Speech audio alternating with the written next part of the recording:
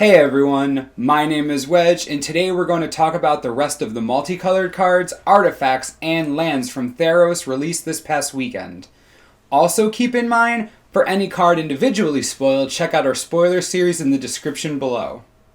The first card we're looking at today is Chronicler of Heroes. 1 colorless, 1 green, and 1 white for a 3/3 centaur. When it enters the battlefield, draw a card if you control a creature with a +1/+1 counter on it.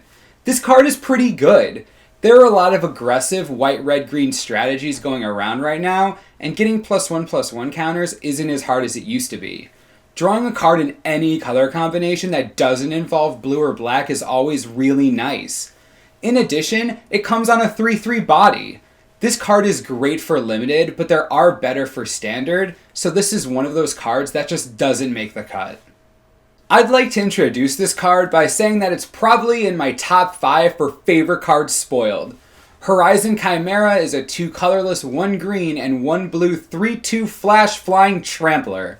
Whenever you draw a card, you gain a life. I love this card to death. 4 mana for a 3/2 flyer is fine for limited.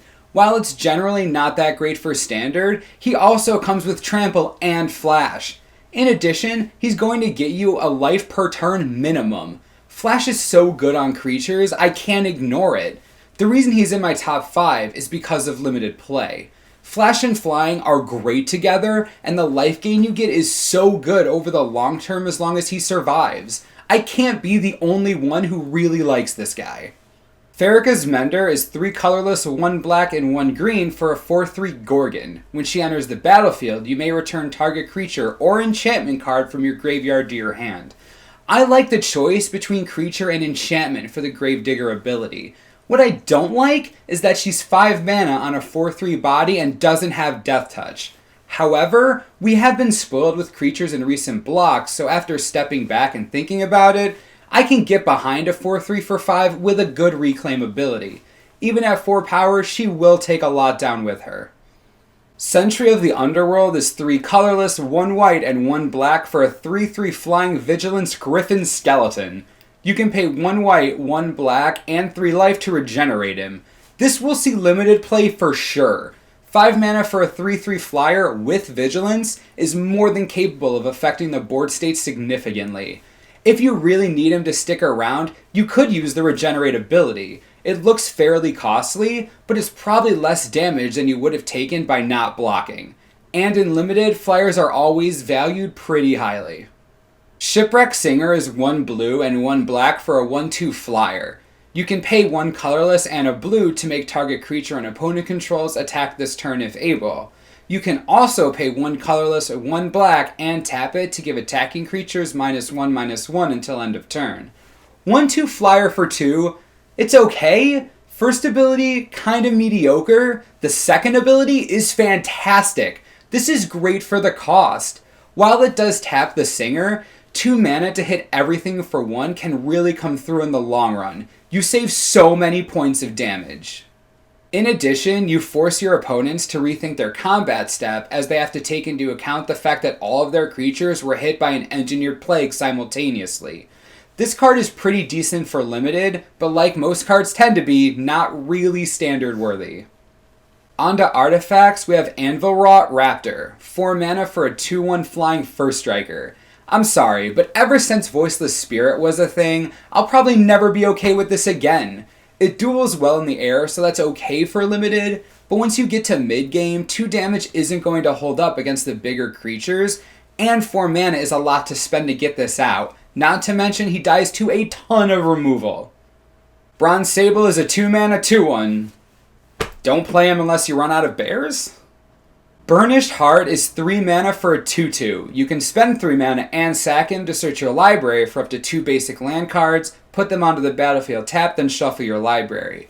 This is a card I can get behind. It does take 6 mana to get its full usability, but it's like getting a Harrow and a blocker on consecutive turns and you don't even have to sack a land.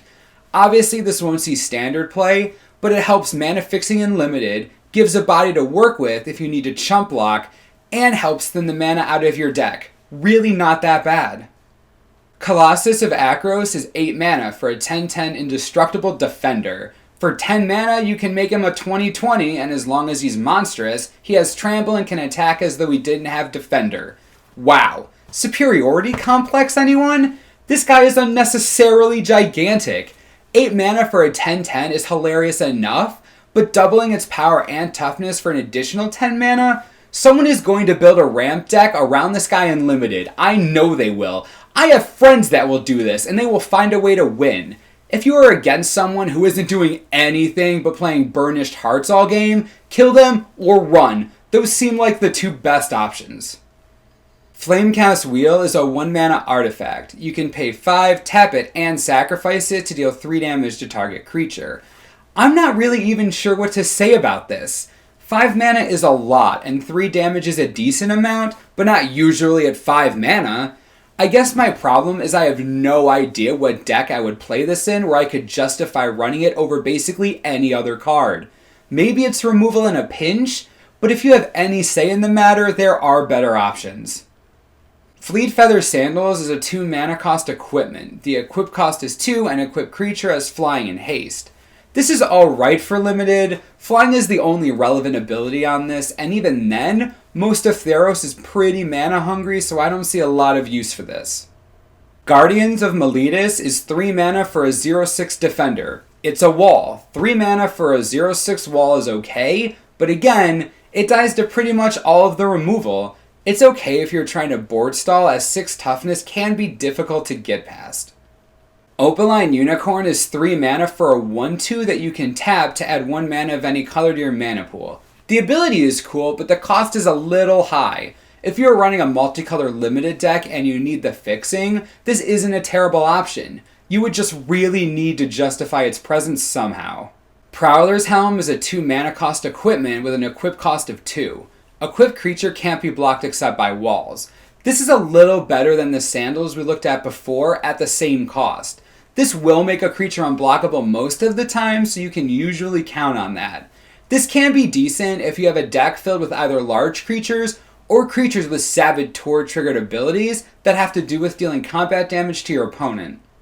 This is my single favorite artifact printed in the set. Traveler's Amulet is back. This card is amazing and limited. It costs 1 mana to play, then you pay 1 mana, sacrifice it, and search your library for a basic land card, reveal it, and put it into your hand.